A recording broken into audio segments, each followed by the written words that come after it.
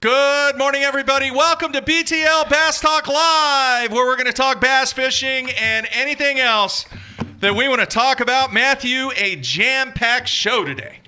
Yes, we have a lot going on. We have the FLW Tour, the third stop of the season on Lake Lanier in Georgia. They are catching giant spotted bass. A little windy today, a little cold today, but you will see a lot of teen-pound spotted bass, big fat ones weighed in. Joe Opiger is going to join us from FLW in the first segment here to talk a little bit about that. All right. Then I don't know what you have planned. It's the Classic Odds Show, It's the Classic Odds Show, but you walked in with a paper bag.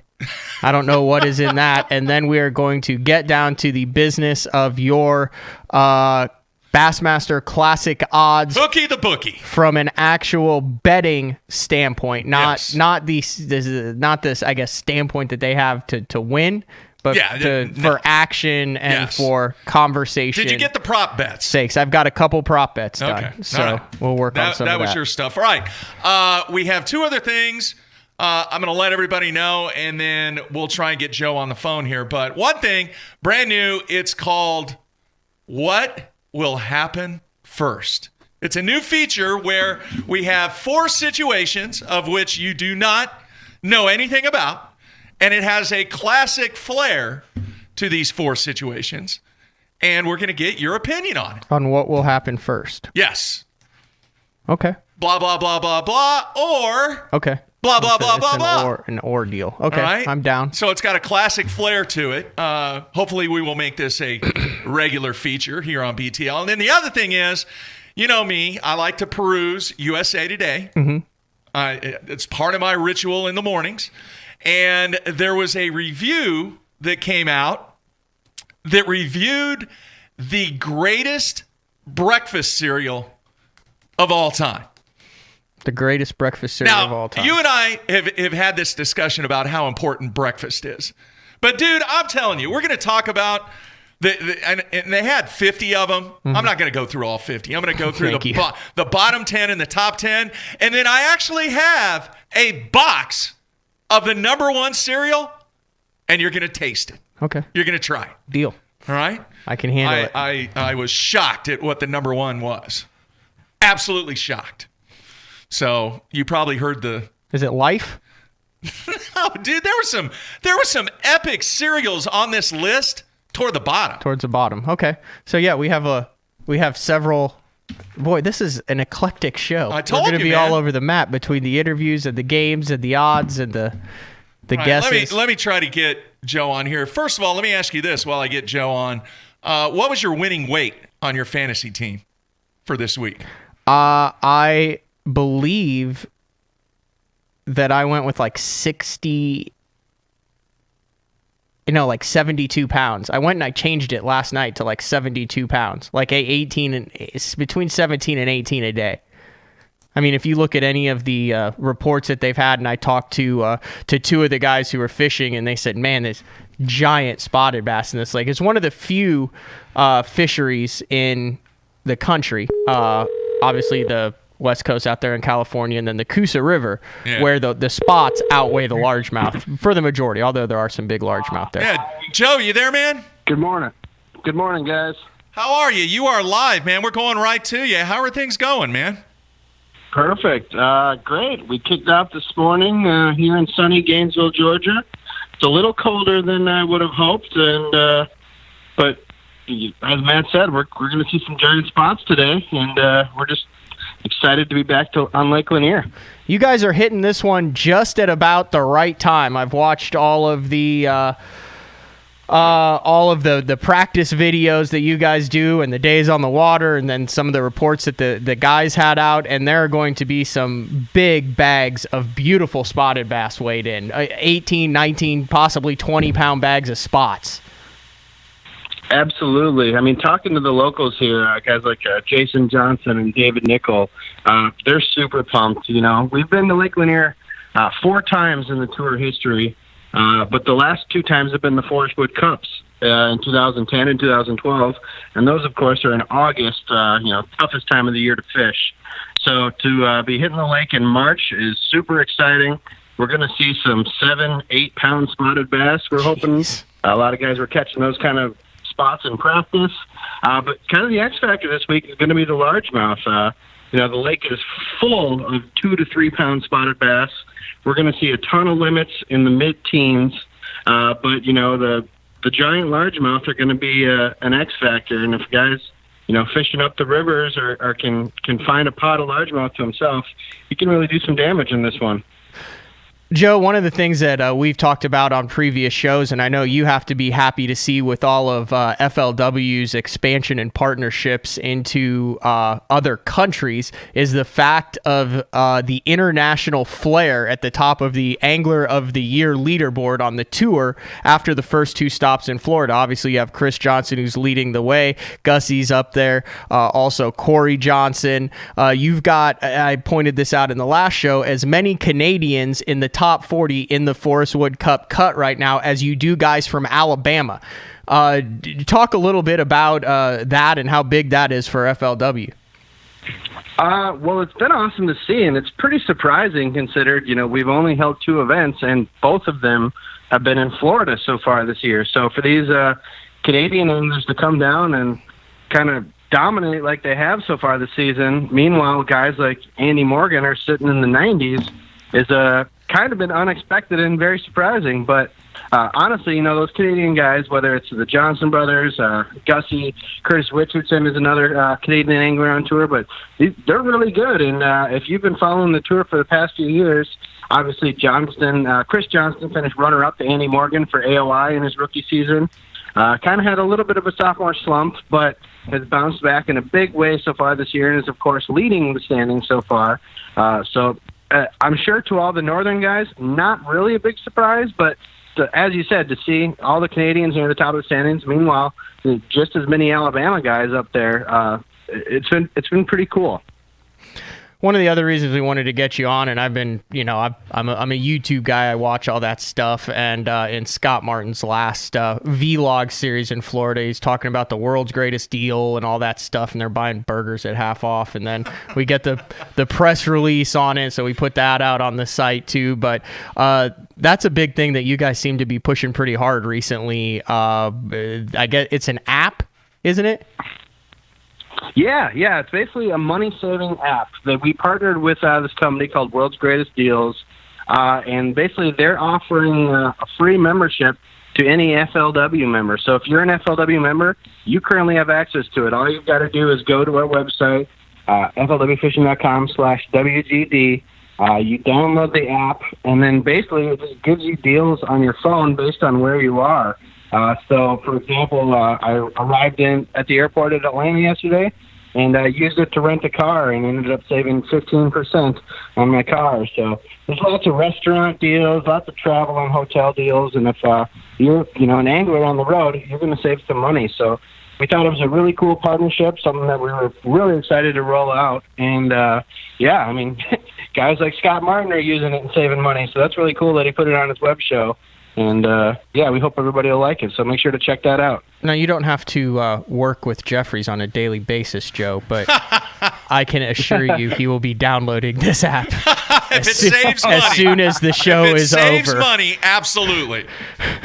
That is right up his alley. A little calculator deal, and you can plug in, how many times do you eat out per week, and how many times do you rent a car per year, and stuff like that. And it'll give you, like, a rough estimate on what you can save each year, and it's really substantial. It's like $1,000 to $3,000 for the average family if you were to use this app all the time. So it certainly will save you some money, and, we're proud to showcase that and offer that to our FLW members.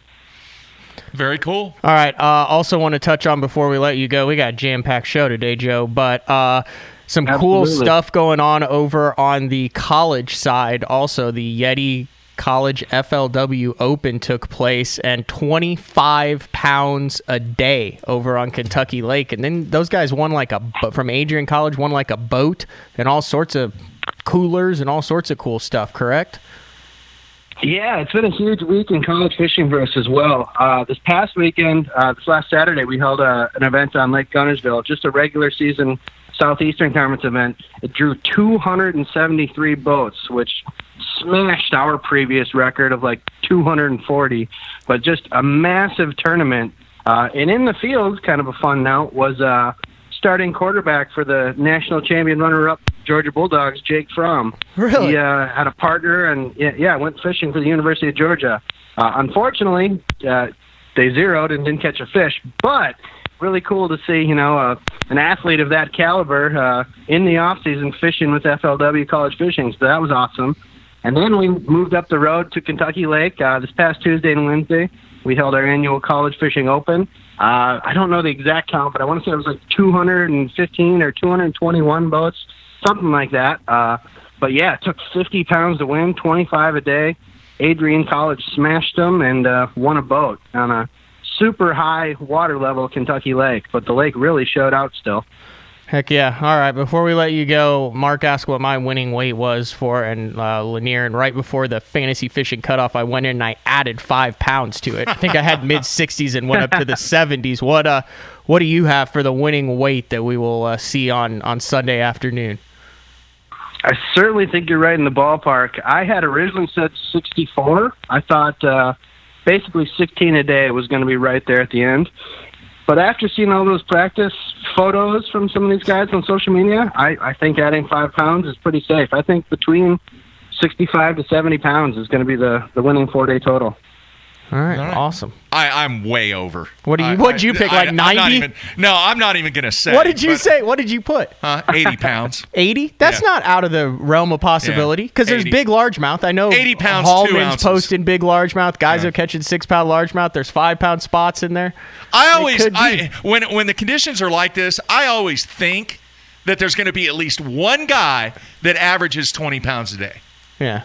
And I know the whole spotted factor, the spotted bass factor and all that and everything, but I just think one guy's going to figure it out and have at least 20 pounds a day. And there's a bunch of locals in the field, too. I mean, there's a handful of guys when you go through and look at that list of either guys who live there or live close to there, the Carolina, South Carolina, the blueback deal. There's a bunch of guys who you could legitimately look at and say he should win this tournament.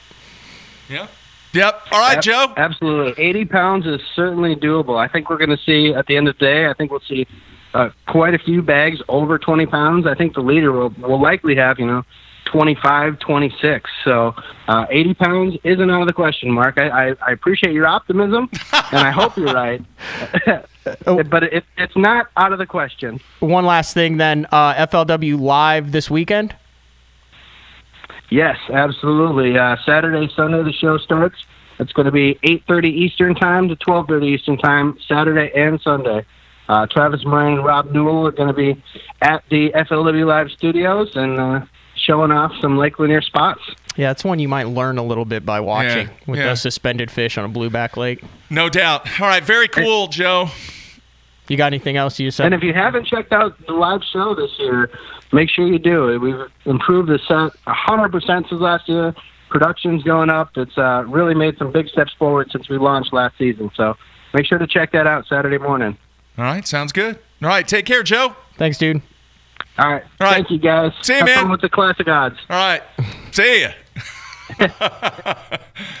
Oh, man. All right. So, good stuff there. 80s a little.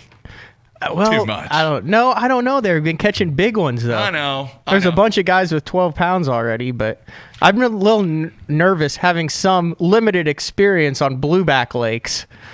I'm a little nervous as being able to catch that 4 days in a row, though. Because some days it goes real easy, and then other days they're like, yeah, we're going to swim 3 miles away, and all the, the fish that eat them follow them. So, well, my theory is you may have some guy that busts out just a massive, massive limit, and then he drops down a little bit. Yeah. But the average over 4 days. 24, a 16, and then 2 20s. Yeah. That's doable. Maybe. That's We'll not see. out of the realm of possibility. All right, you hungry, man? Did you have breakfast this morning? What did Because every morning I see you doing this. A sausage, egg, and cheese. I see you doing the Red Bull. Yeah. Dude, you need to chill on the Red Bull. I know. I get some emails on that, too. All right, so these were, you want to hear the bottom 10 first? Yeah. All right, these are the bottom 40 through 50 on the worst breakfast cereals according to USA Today. Oh, the worst or the best? The worst. These are the Okay. bottom 10. Okay. All right. Number 40, Apple Jacks. Are you kidding me? Apple Jacks rock, dude. Until you try to eat them with the roof of your mouth. You ever had the little Apple Jacks? Oh, things? yeah. They're Yeah. almost like Cinnamon Toast Crunch. You Yeah. get halfway through the box and you can only eat soft foods for the All right. next 3 days. 41, Big Biscuit shredded wheat. Never heard of it. You've never had that? I actually had that when I was a little kid. All right. 42, Chex. Just plain Chex cereal. All right. And this kind of surprised me. 43, Corn Flakes. When's the last time you had a bowl of Corn Flakes? I was a kid. 44, Honey Smacks. You ever had those? Is that the one with the frog on it? Yeah. I've never had them. Never had them? They're not bad. They're okay. Who decides that a frog is the... Dude, I don't know. All right. 45, Kashi Go Lean. Have no idea Is that what a that is. Japanese cereal? Don't know. 46, remember, we're only going to 50 Yeah. on the 10 worst. Wheaties. Who was the last angler to appear on a Wheaties box? Was it Walker? I think Or so. Wendlet? I think it was It was Walker. Walker. Wendlet was on Corn Flakes. Okay. And Walker was on Frosted Wheaties. Is that what it was? Yes, I believe so. All right. 47, Raisin Bran. Ugh. It's horrible. All right. 48, I actually like this one. Boo Berry. You ever had any of the Boo Berry? No. Never had the Boo Berry? All right. 49, Grape Nuts. Ugh. Yeah. Disgusting. All right. And then the worst cereal, according to USA Today, Fiber One brand cereal. And the I'm comment, sure it gets the job done. the comment is hilarious. It says, "This rubbish reminds me of food pellets that you get out of the gumball dispensers when you're at the petting zoo." There you go. I mean, if you're eating that, you're not worried about the taste. I'm not at that point yet. Okay, so here we have the top 10 breakfast cereals. First one, Fruity Pebbles. You ever had Fruity Pebbles? Yeah. Cheerios, number Yep. 9. Kix, number 8. Yep. Life, Yep. number 7. Cinnamon Toast Crunch. Yep. I agree on that one. French Toast Crunch. I agree on that one. Reese's Peanut Butter Puffs. Those are delicious. That is number 4. They turn the milk kind of chocolate milk. Really? Afterwards. Never had them. Yeah. Number 3, Captain Crunch. That's a classic. Number 2, Golden Grams. Classic. All right, you ready for number 1?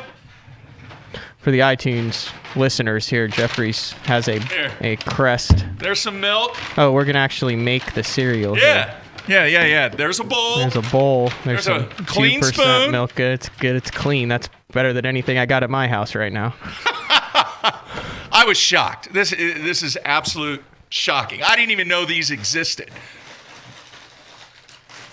He's wrestling it up. I still don't know. We still don't know what No. it is. He's pulling it out. Hang on. It's a turquoise colored box.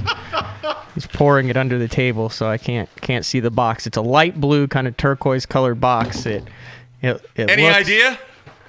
Is it Berry Kicks? No? It looks atrocious. It looks. This is the number 1. It is Captain Crunch's Blueberry Pancake Crunch. Never heard of even it. heard of that. It I sounds know. a little. There it is. All right. So Grasshopper, let's see what they taste like. Did Captain Crunch put this? No. Put this list together? Dude, I've never even heard of this stuff. That's what I'm saying. Did they put this list together? Is it like some No. sort of weird? No. You poured me a full bowl. These are gonna get soggy. I'm gonna eat one because all you're gonna hear is the crunching. I've I'm never gonna heard eat of one these. scoop of it. They don't look like blueberries. They look like they look exactly like Kicks. I want to know if they taste like pancakes. Oh, there's pancake. Yeah. Blueberry pancake. Blueberry pancake crunch. Okay. I think I get some of the blueberry in there. What's the verdict? Do they taste like pancakes?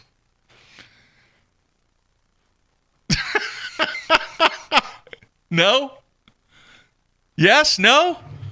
I don't really get the pancake vibe. Huh. I don't really get it. It just tastes like. I don't Captain understand. Crunch. Dude, that is like... that is just a bowl of sugar is all that is. Yeah.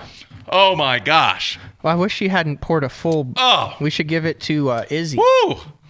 Would Izzy eat Wow. that? I think Izzy would eat that. No, that's part of the problem with her. We're talking about the new cat, folks. Yeah, we got Bud, like I said, Buddy's in a box on the windowsill. And then Jeffrey's in this weird sadistic way put Izzy's sunning stand inches away from Buddy's box. Well, we miss Buddy, and she reminds us a lot of Buddy, so we will go from there. So that's your number one cereal, dude. I was thoroughly shocked by that. Would you buy a box of that? I mean, I wouldn't not buy it, but not really. Probably. I'm going to give you this box, with man. the Cinnamon Toast Crunch. I'm gonna give you this box right here. Okay. You can have it. All right. Next thing, and yes, folks, we are going to get to the classic odds. We have all kinds of good stuff here. Next thing is our new feature, and I actually have an intro for it, Matthew.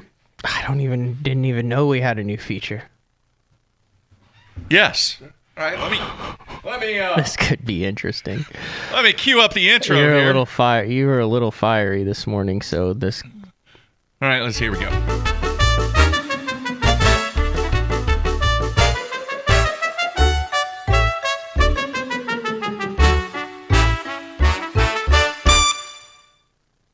There you have it. It is time for Mark and Matt's What Will Happen First. You ready? All right, situation number one. No. Is there a correct answer? No, it is your opportunity to give your opinion on which one will happen first. All right, hit me with number one. All right, there's a classic tie to all four of these scenarios. Okay. All right, first one. KVD retires or Aaron Martens wins a classic. Oh my gosh. Which will happen first? What will happen first? Aaron will win a classic. Why? Because KVD, I think, has another solid decade in him. See, I disagree with that. I think he's got 5 years left in him. I think it depends on if he wins another classic. If Kevin wins another classic, then I think Kevin retires before Aaron wins. Yeah, I think he's in 5 years, obviously he'll be 55. And I think he's done. So will A-Mart win a classic between now and 5 years from now? You would have to think so. He's got the big goose egg. He's got 4 seconds, though. I know. I think it'll happen. We've seen some cool stuff happen. If Rick Clunn can win on the St. John's River and these guys can pull these things, I mean, Aaron obviously has the talent to win. He's in the top 5 classic picks regardless of where it is every single year. All right, next one. What will happen first? A Bassmaster Classic going to the city of Sacramento or a year with no schedule conflicts between the FLW Tour and the Elite Series? Jeez, these are... I would have to go a year with no conflicts. Because if history's any indication, 2015 was the last year that there weren't any conflicts where the anglers fished both tours. Yeah. Coincidentally, Casey actually won on Hartwell and FLW Tour that year. I think they'll have a year with no conflicts. It's really not that hard to do. It really isn't. But they haven't done it in the past. They have. They did it in 2015. No. Now it's but 3 years ago. They've had opportunities. They've had opportunities recently to make some changes even after FLW is... And FLW, I think, made some changes that year, too, to make it accommodating for both. Yeah. Right, but I think the cost of going out west is so high that they won't do it. I think they're going to have the Classic in Sacramento. Next year? No, not next year. But before... There's no conflict. There's no conflict in between the two. And here's why. I think eventually the area... Even though we've had the West Coast Czar on this show before, and he's talked about the issues from a payment standpoint, and if anybody out there has been living under a rock and doesn't understand that the communities have to pony up a fairly large amount of money to bring not only the Classic, but any event, be it on the FLW side or the Bass side, to their communities, I think eventually the success that they have had from a fan standpoint, from a fishing standpoint, from an exposure standpoint on the West Coast, I think eventually they will make a West Coast swing for the Bassmaster Classic. And I think Sacramento will be, the other one that really makes sense is to go back to Meade and Vegas. But here's the problem with Vegas. Vegas isn't going to pony up the money. They don't need to. Right. They're like, yeah, come on down, man. Go to Lake Mead. We don't care. But don't you think we're not writing if they were even considering going out west for a classic, don't you think with all that scheduling and all the people out there and how they have to go through all the loops to get it, there would be some rumors? I'm not talking next year.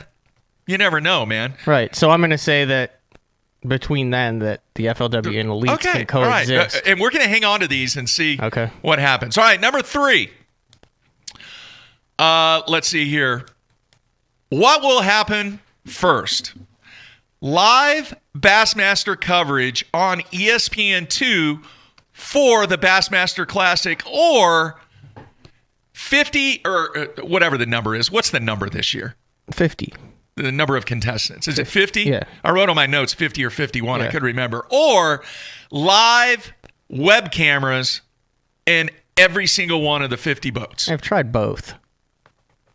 They've tried both. Remember they had the butt cam? And then yeah, but I'm talking about how they do it now. Back in the day, they had I think Velvic was the host, and they had the live stuff on ESPN2. They've already done both. But I'm asking you, which one's going to happen first? The camera in every boat. Camera in every boat. Mm-hmm. And then the ability for the viewer to be able to, and I'm not talking about the butt cam. No, but I mean, it seems like ESPN2, it goes down and down. I mean, they just consolidated shows.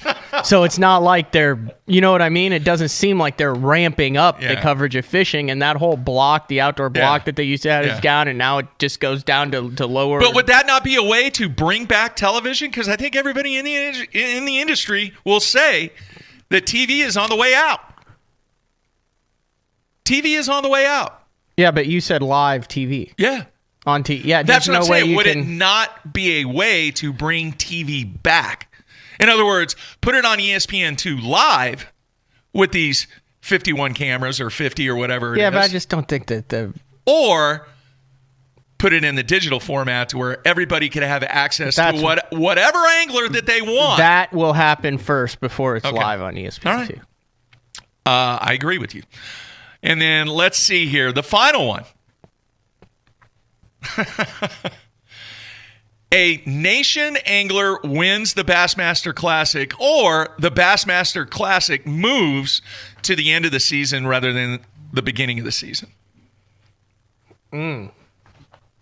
These were good ones, weren't they? Yeah, that's very tough too. Well, if you just go on history, obviously Kirchhoff is the only one. There seems to be a nation angler who makes a run at it, the most recent being in 2014 when Paul Mueller finished second on Lake Gunnersville. Terry McWilliams made a run at it. A number of different guys have made a run at it, but based on the people we've talked to in the industry, they also seem very content with keeping the Classic early in the year to drive sales through the rest of the year. The attendance has been good in the Classic. There doesn't really seem to be a need to move it.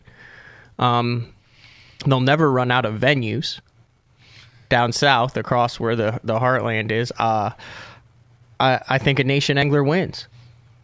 I mean, you also look at the Bass Nation Championship, who's in it. I mean, who's in the Classic is Luke Gritter, who has Elite Series experience. Yes. Kyle Fox fished it this year. He has Elite Series. Every year there's a couple anglers that make it to that national championship that easily could win the Bassmaster Classic because they're not going to be scared of the bright lights, and they obviously have that angling ability.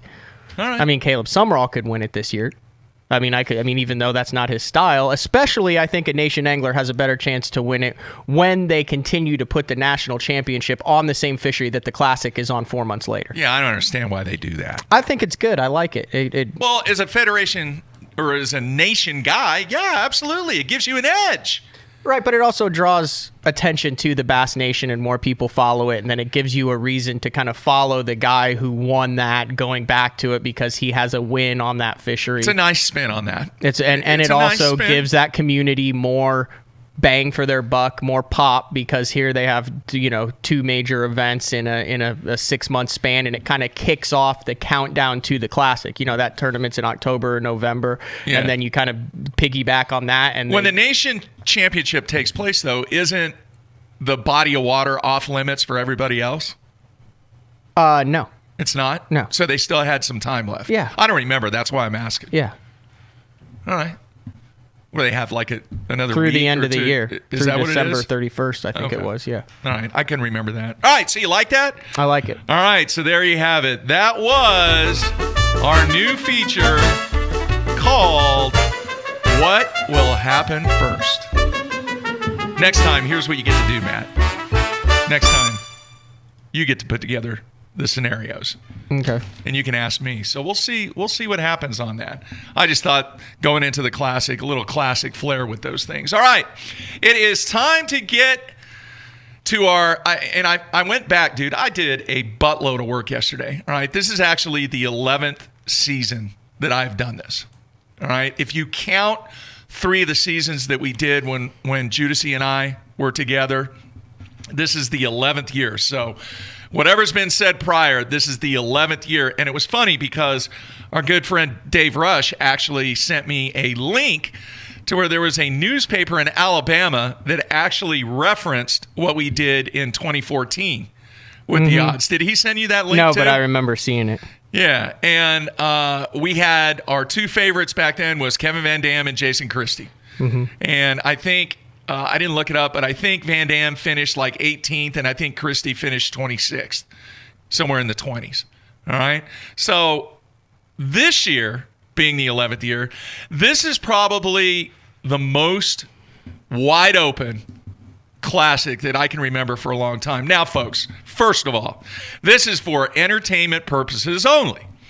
This is totally fictional from an aspect that if I was a bookie, if I was Hookie the bookie, and I was in Vegas and I was working at the sports book, these are the odds that would be displayed for action, for people, for fans to put money on who they think is going to win the Classic. Right? Was that a good explanation of that, Matthew? Mm-hmm. So we're going to go through the field. And here's the other thing that I want to mention. I actually have some sound bites from anglers that I spoke with yesterday. Okay. I spoke to a number of anglers, and I didn't want the show to go 3 hours. So I narrowed it down to 4 people that we're going to play. Are they in the class? Audio. Yes. Okay. No.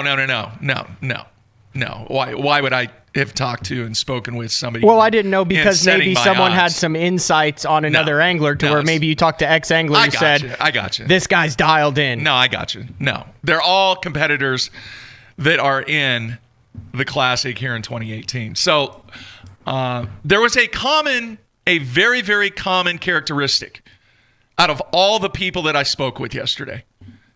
Any idea what that was, Matthew? Common characteristic. No. No idea. That they're... No. It was funny because I probably talked to 15 people yesterday. What, did it all change from what they thought it would be? No, and this term was used by numerous guys. It's wide open. Okay. It is wide open. And I tried to get a hold of the very first guy, and we're going to go alphabetically. I tried to get a hold of the first guy, couldn't get a hold of him. We're going alphabetically? You're not going to start at No, we're going alphabetically. All right? I want to go alphabetically. We're not going to start because I have no idea. I don't have my Okay, listing. I have it. Then at the end, I'll read off who. You'll read off what the odds are. All right?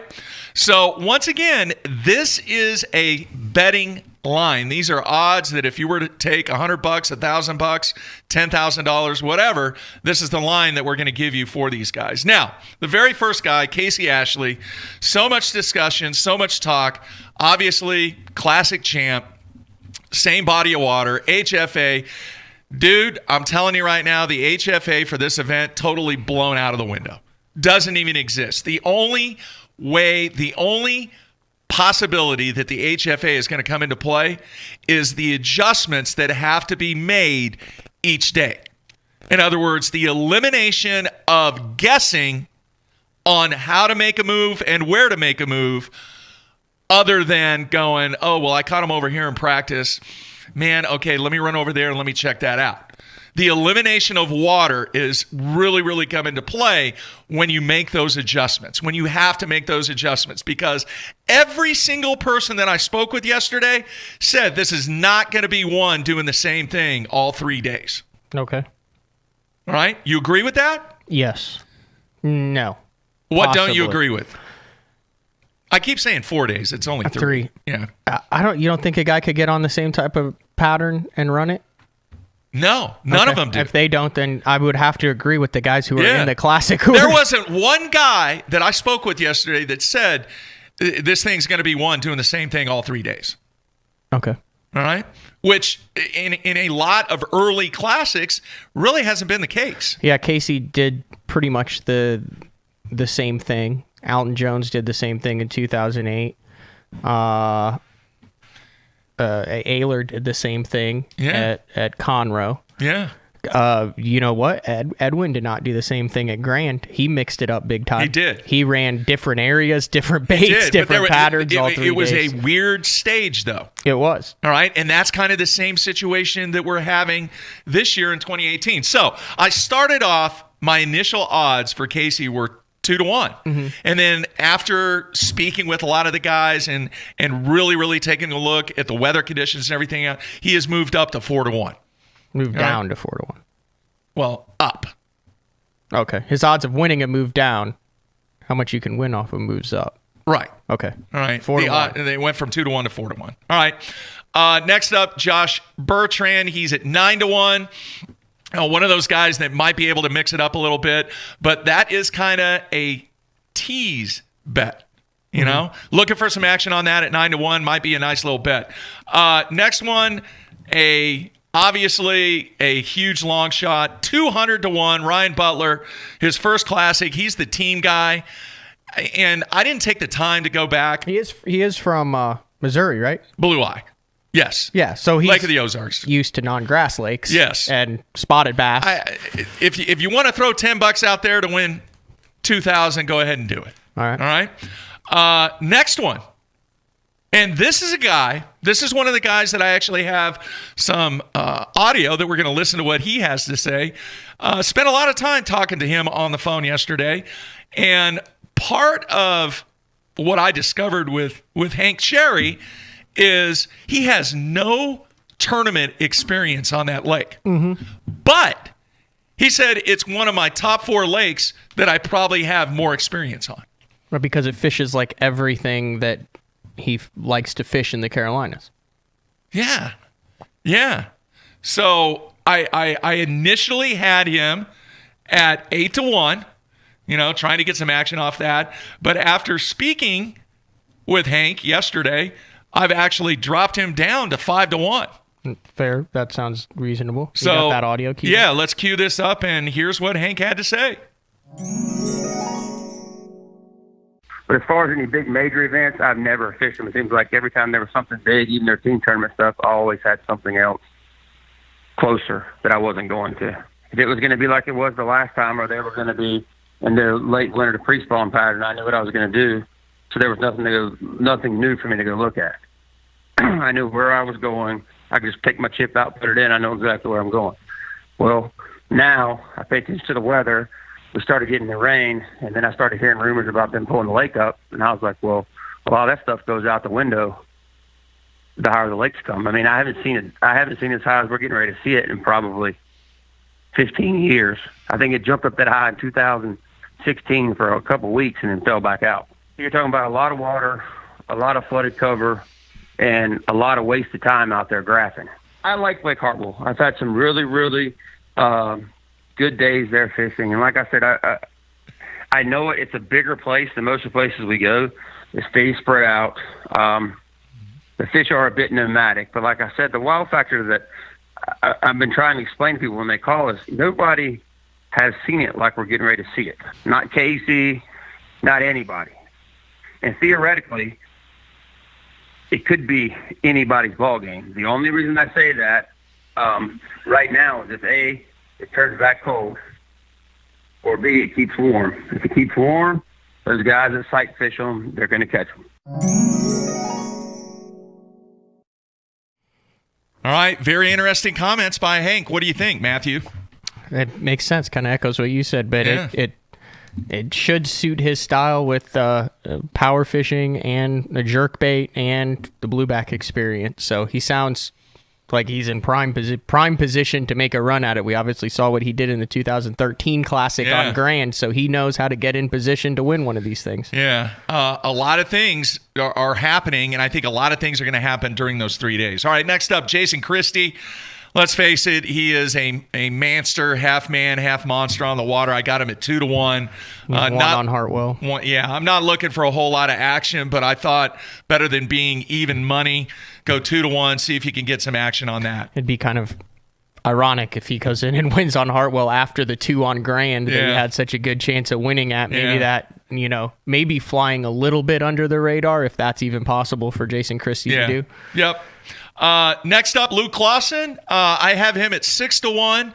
And a very interesting story on Bassmaster.com. Did you read that about the possibility of him winning back-to-backs? Yeah, because he hasn't been in the Classic since 2006 when he won in Florida. Yeah. And then opted not to fish the Elite Series or Bass, took the Classic trophy, and went over to FLW. Yeah. 6-1 on Luke, and keep an eye on him. He's got to be happy to be there. I actually ran a story midway through last year where he had some brutal finishes in the first half and kind of did a story of, hey, you have a chance to make the Classic with a strong finish, and he went out and did it. And then look at the finish that he had at Lake Martin to kick the Elite Series season off. If momentum is a factor, on spotted bass, suspended, blueback lake, non-grass lake, where power fishing and spotted bass played, Luke was in the mix to win that thing. So he's got a lot of momentum. All right, next up, Keith Combs. I have him at 7-1. This is more of an action play. Some people might say, well, that's a little high for Keith based upon his success. It's his 7th Classic. But once again, I don't know if his style truly sets up for everything that's going to be taking place this early in the year with that body of water. Yeah, he does his homework, though. So he does. He puts in a lot of effort. All right, next up, Dustin. I want to say it right. Say it right for me, Matthew. Connell. I have him at 9-1.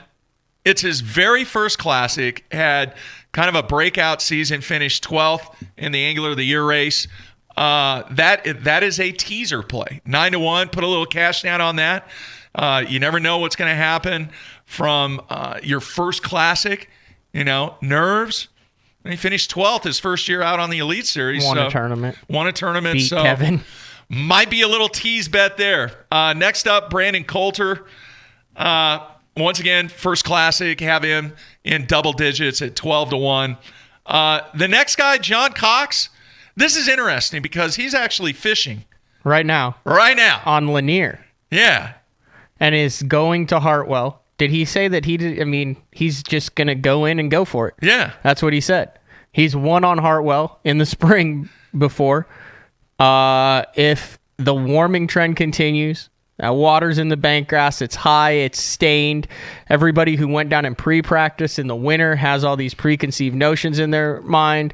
Cox has a clean mind going into it, having been focusing on the FLW tour and all the stuff that he's been doing, and he could just go in, win it, and then take the damn trophy back to FLW.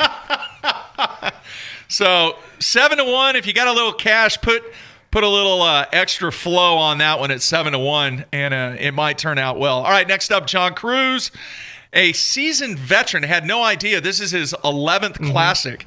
Matt, wow, I'm getting old, but I have him at 8-1.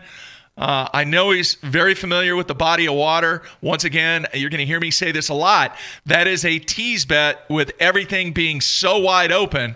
Once again, it's not 8-1 from the aspect that I think he's a super long shot to win or anything like that.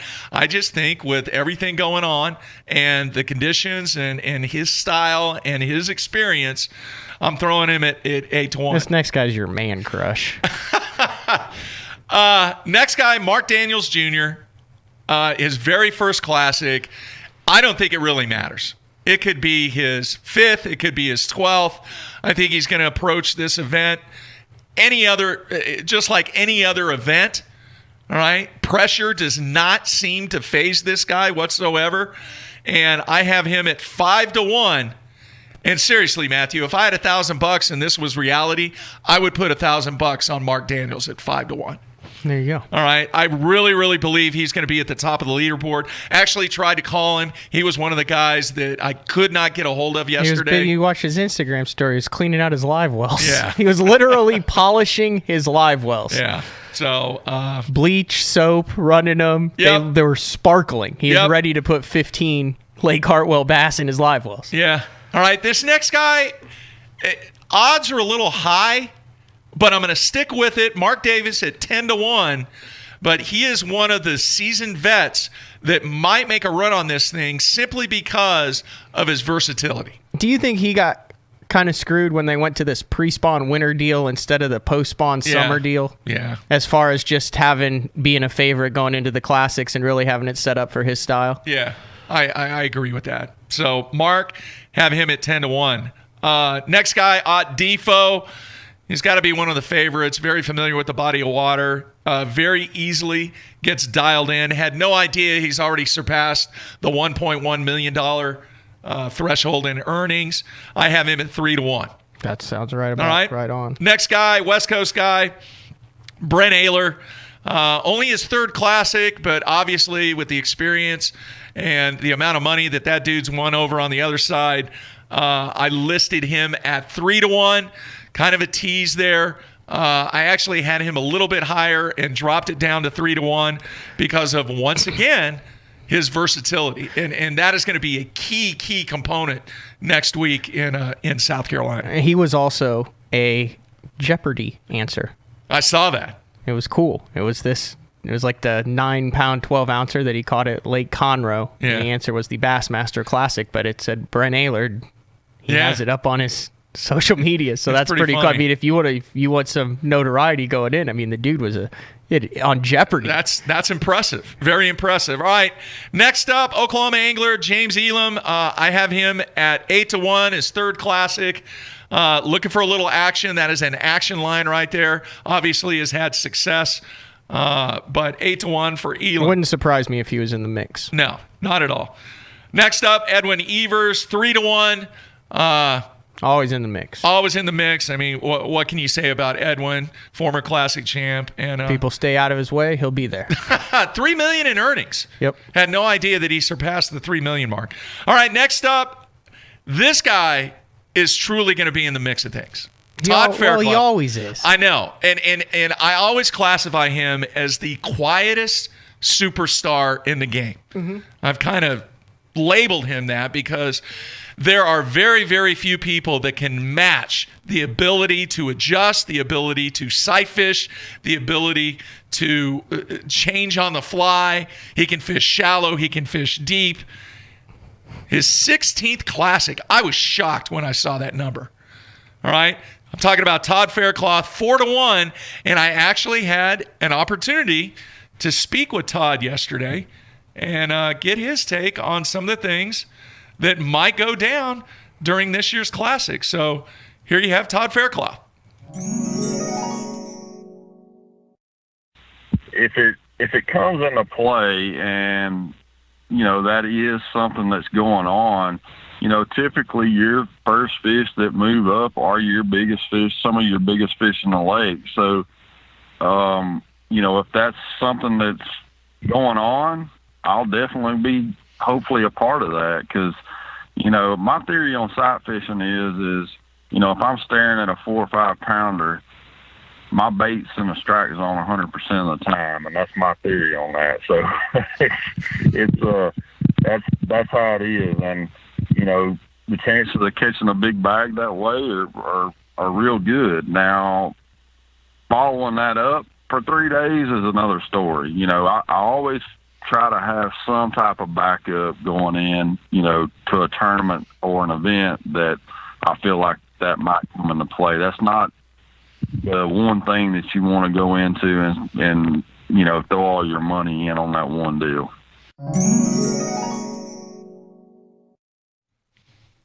Good stuff there, man. Very, very good stuff. So, and I was his marshal day one of the classic as media observer on Grand in 2016, and the way he methodically picked apart some areas like that, and just, I mean, dude, the guy never ever gets spun out. No. The only thing he ever said, and I mean, he was in the top 5. He was second after day 2 going into the final day. The only thing he said was when he caught his 6-1 and called out a 15-incher, it was like 20 minutes before he had to check in, and we said maybe 50 words the whole day. He looked at me, and all he said was, I was starting to wonder. I mean, the guy's unflappable. I remember the first time I ever was in the boat with him. It was 20-something years ago. It was on Sam Rayburn at a media event. I was scared to death, right? It was my very first media event to be in a boat. It was all Skeeter guys at the time.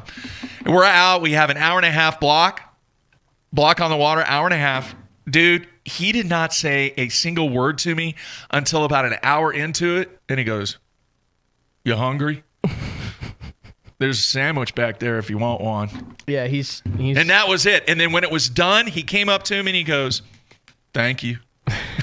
Wasn't it your job to ask him stuff in that media? I was scared. That was my very first one, dude. Very first All right, one. Fair enough. Who's next? All right, very first one. All right, moving on. Next up, Seth Feider. First classic. Seems to be the flavor of the year or flavor of the month or whatever you want to call it. Man, and people forget how close he was to getting kicked out of the elites and going home and not knowing. And when his back was against the wall, he came through there 2 years ago there at the Mississippi River. Yeah. The one that Ott won. Yeah. And then he followed it up. He made it into that top 50, and then he won that one in going away style, and then he was on all the shows and did all the stuff and came out this year and made the classic. So he's on fire. Yeah. First classic, though, just under $250,000 in earnings, so I've got him at 8-1. All right, next up, the collegiate angler, Jacob, is it Fouts? Yeah. Is that how you say it? I believe so. 100-1. I mean, honestly, if you want to throw $10 down, go ahead and do you guys, you can't look at Jordan Lee as a representation of what the college angler does at the classic. No, not at all. All right, next up, a Micah freak. Frazier. This is his second classic. I think he might have learned quite a bit from the first experience that he had. He's from Georgia, and this is a pretty good long shot, Matthew, to put some money on. I've got him at 15-1. But once again, there is a very, very good possibility that he could be in the mix when it comes around to day 3. All right, next up, nation qualifier Marty Giddens from Alabama. Hey, I actually tried to get a hold of this guy. I couldn't get a hold of him because I wanted to talk to somebody that had odds that were greater than 100-1. Never got a hold of him, and obviously his first classic, he has no earnings. I got him at 125-1. Next up, you mentioned him early in the show, former Elite Series guy from Michigan, Luke Gritter, 48-1. I think this might be your.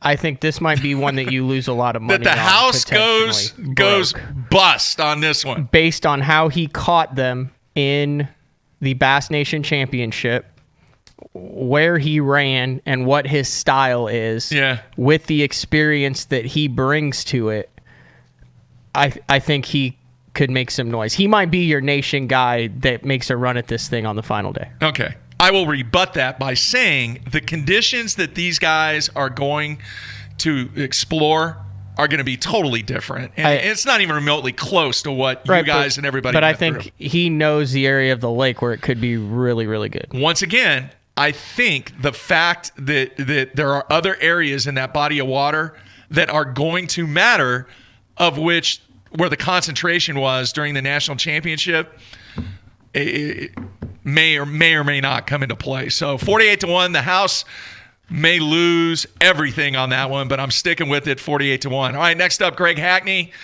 It's the only thing he hasn't won. Only thing he hasn't won. You know, over $2 million in earnings. His 15th classic, I have him at 4-1.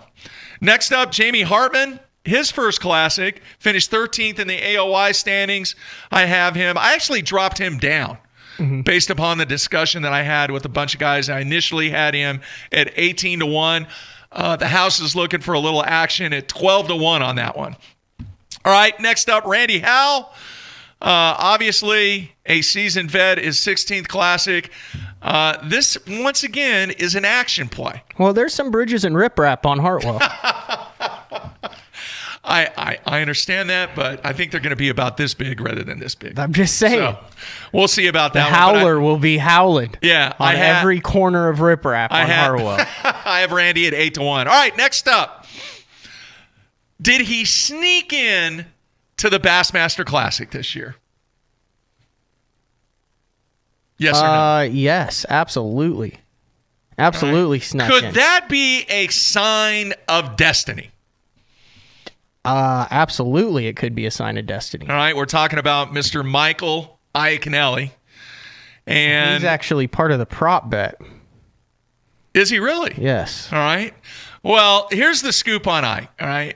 A lot of people know he has been extremely busy, but I had a chance to talk to him for about an hour on the phone yesterday. Wow. All right. We're not going to play the whole hour. I just have a very, very short clip with Ike. But he is talking about that he has never fished as well as he is fishing right now. Seriously. He's like, Mark, he goes, I don't know what it is, but this season I have not fished at the level that I am fishing at right now. It could be scary. So I took some sound bites, and here's what Ike had to say. It's crazy right now. Like, honestly, head spinning. There's a million things going on. I got to look back at my track record a little bit.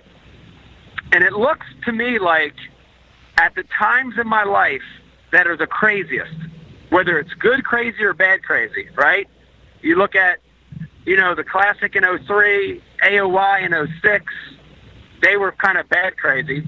But then you look at other ones, like the Philly win in, a few years ago, when it's good crazy. When things are crazy and I'm not too focused on the tournament and the event or the events ahead of me, and I just go fishing, seems to me I do a lot better, right? So that to me is my first answer, where I feel different this year at the Classic, because normally I'm stressed out and I'm worried and I'm trying to come up with 3 game plans before I ever launched a boat. And this year I'm just like, man, I'm just going to go fishing, man. I'm fishing good. I'm just going to go fishing.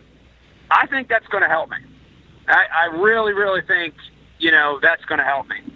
And then the second part to that, is an event, in my opinion, an event that is wide open to a lot of different techniques, that caters to a guy that likes to junk fish, not just me. I'm going to look at other guys too. Gerald Swindle is a great example. I like that. I like it. I like that you can't get on one, deep point in the morning, or, a deep ditch in the morning like Casey did and win the tournament on one spot. I like the fact that it's not going to be like that. I like that you might catch a few in the morning on the herring bite. You might hit a couple deep brush piles and catch 1 or 2. Then you might skip around with some isolated wood and docks and catch a few. Then you might run up the river and crank some dirty water for a couple hours and call out a few fish. I mean, I like those kind of events. I excel in those kind of events. So, man, on both those points, I'm feeling good about it.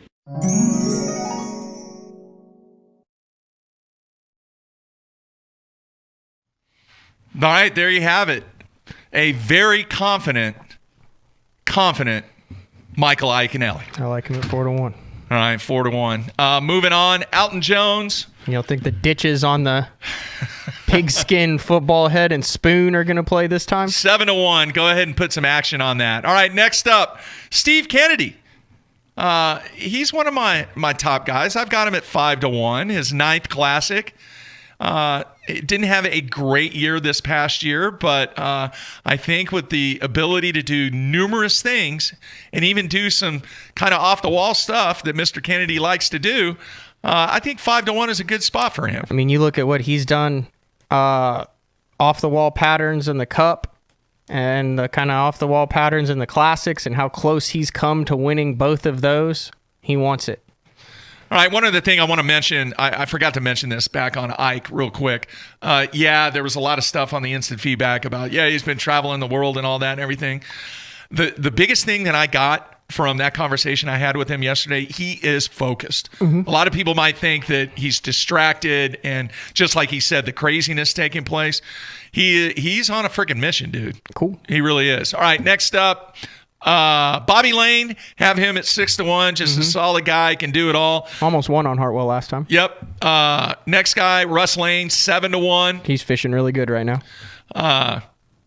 Could surpass the $1 million mark this season. Actually should surpass the $1 million mark in earnings. All right, next up, your defending champ.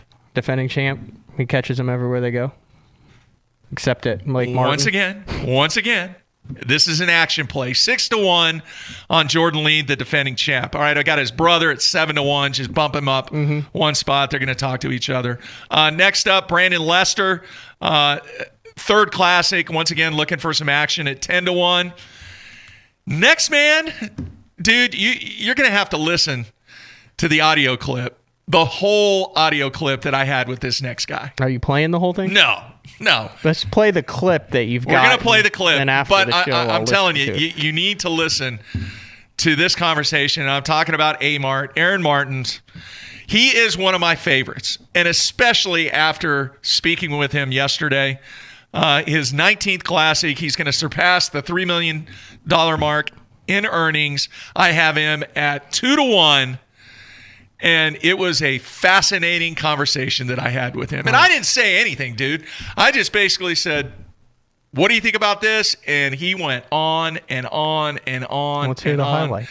It was freaking awesome. So let me get the Amart audio. Where's my mouse at? There it is. There we go. All right, here's Amart. That's why I'm spending so much time on tackle, because it is going to be, who knows? They're going to be biting. I know that. It's going to be a good bite. I mean, they're chewing around here. I hear everybody talking about how good the fishing is right here. Not that I can go. I'm too busy, but they're going to be biting, and this weather's going to do some stuff to them, I'm sure, to hold them back a little bit. They're probably going crazy in those 80-degree temperatures we were having a few days ago, but I think it'll be, I don't know, man.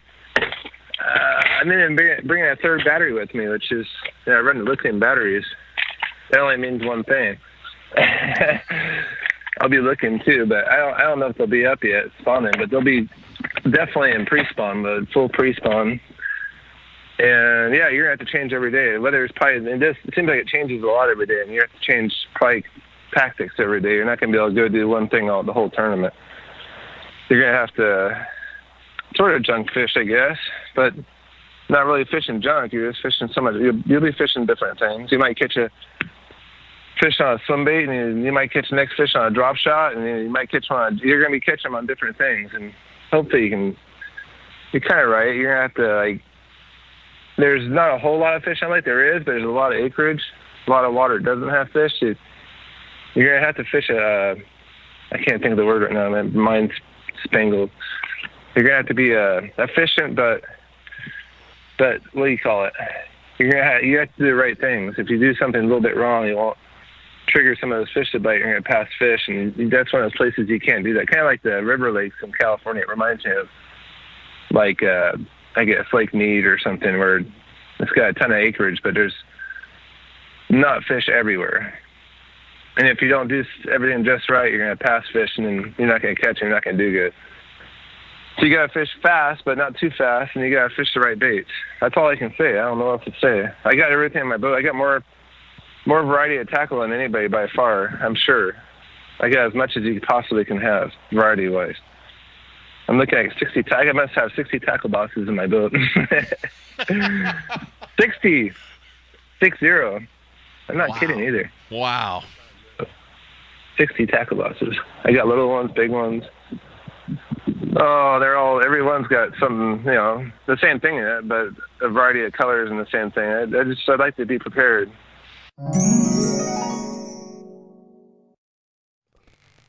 There you have it, man. He's my pick. He wins. That's he my wins pick. The tackle wars. And some of the other things that he said, he's going to be dialed in. All right. Dialed in. All right. Next up, Mike McClellan. Got him at 8-1. Solid pick. Rick Morris making a return. Hell, he almost won one. I know. That's the first time I saw the chatterbait. I got him at 10-1. Next up, Cliff Pace. Back in the classic. Back in the classic. Have him at 8-1. Next up, Mr. Brandon Polinick, 4-1. You know, I'm not going to say that all this filming stuff and everything and make the mistake that I made last year. Solid. Be able to make adjustments. We'll see what happened, but I wouldn't of where he would go. Yeah. Career-wise, if he won this classic as the it's off the charts, man. Off the charts. Mid-20s, upper 20s. Yeah, off the charts. Next up, Clifford Perch, 6-1. A nice little play there if you had a little money. West Coast guy, obviously, knows how to adjust to the conditions. Next up, Jacob Porosnik. I think he's a sleeper. Could be a sleeper. Let's get some action on him, 8-1. Next up, Skeet Reese, the seasoned vet. I have him at 6-1, looking for a little action. Next up, Bradley Roy, for those non-hockey fans. Have him at 11-1. Is that a little high, Matthew? It's a little high. Right? You don't agree with he did that? really well. The guy had the approaching the record for the number of consecutive limits in Elite Series, so you know he's going to probably bring in 5 every day. He also was in the mix of things on Lake Conroe. Yeah. And even though he's in his mid-20s, he's been out here since he's 18. Right. He's got he's got a decade of experience. Only his second classic, though. But yeah. Second classic, so different stage, obviously. All right, next up, the nation champion, Caleb Summerall. Initially, I had him really, really high, like some ridiculous amount, like 30-1. I actually have dropped it down to 15-1 to see if we can get some action on him because even though I had said, and even though you somewhat agreed that things are obviously different, he does have that factor of the championship being on the same body of water as the Classic. He has launched at Green Pond with everything on the line, gone out on that lake outside of his comfort zone, and gotten the job done. That's got to count for something, regardless of what tournament it's in. Yeah. So he's got that in his head that even of all those things that happened in the national championship with it, he launched, he was able to go out and do what he needed to do to win.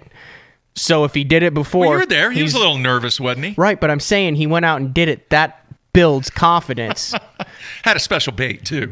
All right, moving on. Carl Sweebeck. You like this guy. He is a He's been around legend, forever. dude. In Texas, Yep. this guy can frickin' catch him. And this is if you truly want to put money on a long shot, this is where the house may have trouble. I know you said we may have trouble with on Luke. Gritter with Luke. This is where we might have some issues because I've got him at 10-1. All right. I know it's his first Classic, but he is a seasoned, grizzled vet that has been doing this game for a very, very long time. You know, you got Swindle next. You're going to put him at an odds that doesn't... He got pissed off a couple years ago when you put him at the long shot to win the Classic. Once again. And he finished last. I wasn't wrong then, all right? I'm hoping that I am right this time because once again, after doing my initial grunt work and talking to people, I've actually dropped him down. I'm dropping him down to 4-1. 5-1 or 4-1? 4-1. That's wrong. It's 4-1. All right? Because I split it. Initially, I had him at 8-1. Okay. And I split it in half based upon the factor of how these things are going to be caught so many different ways. And yes, he is one of the best in the world at being able to adjust. Okay. All right, so I have dropped him down to 4-1, looking for some action on that. Next up, another long shot, Northern Open champion from Pennsylvania, Stanley Sypek Jr. Looks good to me. Is that correct? 150-1. Go ahead and throw some money down if you want to. Sandwiched in the list between Gerald Swindle and the initials. And the initials, yeah. No need to even really discuss what the initials, KVD, Kevin Van Dam, is able to do. I have him at 3-1. Go ahead, make that conservative bet. He did not fish in in Casey Ashley's Classic. Right. So, I mean, he's the GOAT. So 3-1 is where it's at. David Walker next up will surpass the $1 million mark in bass earnings this year. Have him at 7-1. Next up, the man that finished third place in the AOI race last year. This is his second classic. Really was on a roll. Did not have a very good first tournament of the year, did he? No, but I think it's because he was focused on the classic. It's an interesting way to look at it. So initially, before, once again, I had all this conversation with a lot of the guys and everything. Initially, I had him at 3-1. I have raised him up to 6-1 to see if anybody wants some action on Mr. Wheeler at 6-1. He's won the Forest Wood Cup already. He's won an Elite Series. He's won the All-American. He wants to win the Classic. I think Hookie the Bookie would get some action at 6-1. He's my Classic favorite. Really? Yes. All right, so I'm taking Amart. You're taking Wheeler. All right, next up, two left. Jesse Wiggins, have him at 9-1, his second Classic. And then a guy that might be what you classify as under the radar a little bit. He is from South Carolina. It's his third Classic. He's going to surpass the $1 million mark this year in earnings. Hookie the Bookie is looking for some action on this one. Jason Williamson, 8-1. That is your 2018 Classic Odds Show. You want me to run them down real quick? Hopefully everybody enjoyed that. You're going to do a story on this, right? Is that correct? Yeah. Kind of a summary. Yes. And then obviously you can 2-1. You only got 2-1, so your two favorites are Aaron Martens, Jason Chrissy, 2-1. 3-1, Ott Defo, Edwin Evers, Kevin Van Dam, Brent Ayler. 4-1, Todd Faircloth, Greg Hackney, Casey Ashley, Brandon Polinick, and Mike Iaconelli. And Swindle. Gerald Swindle. 5-1, Steve Kennedy, Hank Cherry, Mark Daniels Jr. 6-1, Luke Clausen, Jacob Wheeler, Bobby Lane, Jordan Lee, Cliff Perch, and Skeet Reese. 7-1, Keith Combs, John Cox, Alton Jones, Russ Lane, Matt Lee, David Walker. 8-1, Jason Williamson, John Cruz, James Elam, Seth Fighter, Mike McClellan, Cliff Pace, Jacob Prosnick, and Randy Howell. 9-1, Jesse Wiggins, Josh Bertrand, Dustin Cannell. 10-1, Mark Davis, Rick Morris, Brandon Lester, Carlos Febeck III. 11-1, Bradley Roy. 12-1, Jamie Hartman and Brandon Coulter. 15-1, Caleb Summerall and Micah Frazier. 48-1, Lou Gritter. 100-1, Jacob Foots.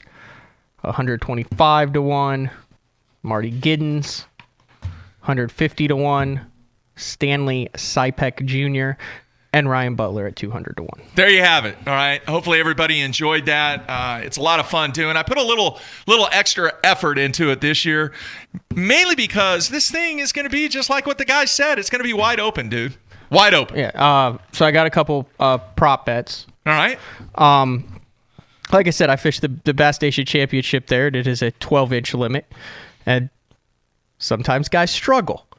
And if you catch one that's 12 inches, you're going to put it in the box. There's a lot of 12 inchers there. Yeah. So a prop bet is, you can do it like yes or no, right? For some of them, 50-50. Okay. Will someone weigh in a 5-pound limit? No. Okay. No, I'm taking no on that one. Over under of the biggest largemouth being weighed in a 7-pounder. There's some big fish in that lake. I'll take the over on that. Over under 7 spotted bass in the winning string. 7 out of the 15, basically half. Will it be more spotted bass or more largemouth to win? So I set that at 7. Will there be 6? I'll take the under on that one. Okay.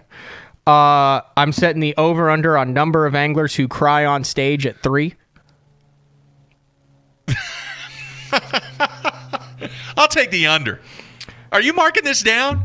No. Okay. We'll have a replay. Okay. I'm taking the out of the 50, the number of anglers that come into rap music at 15. So 35 without 15. I'm glancing at the field right here. I'll take the under on that one. Okay. It's a yes or no 50 that the Classic will be won on a prototype lure. No. No. No. Over under that the 20-pound limit for the heaviest limit of the Classic. Somebody will catch a limit over 20. I'm setting the number at 2 for the over-under on the number of anglers who weigh in on day one not wearing a hat. I will take the under on that. I think every single guy will have a hat on. Over-under on... I'm setting the number at 3 on anglers who finish in the top 10 primarily using a spinning rod.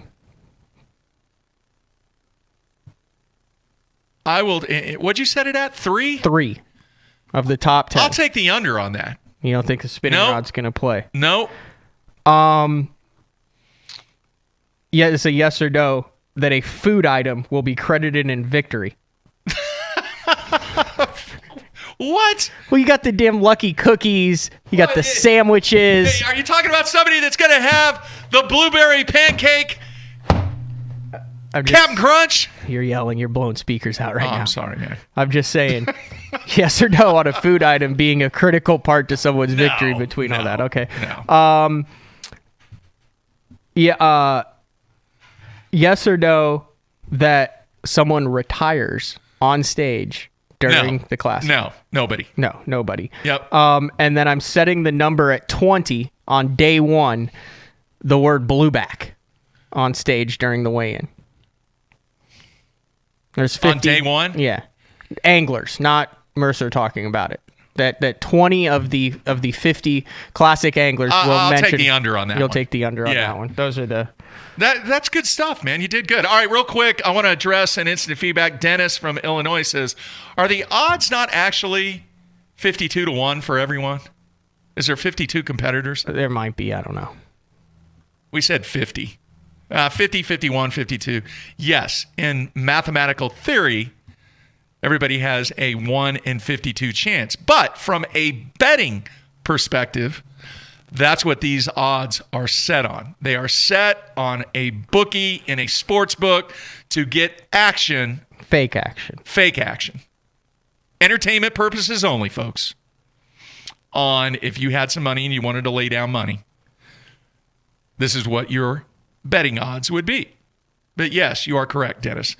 All right, man. Last thing, I did ask Mike. If I had to pick two guys, I'm taking Amart and I'm taking Mike. All right. That you picked Ashley in our yearly. I know. That was before once again, I did my homework. 5 favorites. No, in that theory, okay, so before you're taking, things, I'm taking you're taking Amart and Mike. And Iaconelli. Yes. All right. And then my third guy, my long shot is Mark Daniels Jr. Right. Okay. I'm going Jacob Wheeler. Something on the instant feedback. I'm going Jacob Wheeler with Perosnik and let's go. You need to see this? Yeah. I'm going Jacob Wheeler as my favorite. Dark horses, Perosnik and Elam. All right. I'm sorry, man. I was looking at the instant feedback. I didn't really understand that. Under. No. Over, under. Oh, no, for the prop bets. Oh. Very creative, Mark in Minnesota. Good job. All right, so that is going to wrap up the Classic Odd Show. Hopefully everybody enjoyed a little bit of insight, and we'll have some fun with this. Nobody should be mad at me this year, should they, Matthew? I mean, maybe. What was Luke. Ryan Butler at? Where's he at? 200-1. If this was real, you could make his family. Make that $300,000 seem pretty insignificant. Yeah. So it's all By the good. way, according to FLW, John Cox is now bed fishing on Lake Lanier. How about that? That's the update over there on the FLW tour. Oh, jeez. And I guess he, quote, busted up his foot pretty good at Seminole, is gimpy, and has to have a seat on the front deck. Huh. Nah, that's not going to bother him. What do they say that? A wounded play through pain. A wounded animal is the most dangerous. Yeah. All right, so that's going to do it. We are headed to the Classic on Wednesday. We're going to try to do... Do we fly out together? I don't know. I can't remember. Anyway, we fly out on Wednesday. We're going to try, Matt and I are going to try and do some audio type for our iTunes podcast. We'll try and get that out there, but I am heavily involved in a project for Mr. Iaconelli on Ike Live from the Classic, and the Dean, Pete Glusick. They are doing Bash University Live from the Classic Expo, so I got to get that lined up and do some other things, and that's my primary objective for the week. Cool. All right, so everybody be safe. This will be out either tomorrow or Monday, depending on how things go on FLW. Yeah. I don't want to overshadow one or the other. All right, we'll get it done. Everybody be safe. Enjoy the Classic next week. We will talk to you after we have a 2018 Classic winner. Everybody, stay tuned.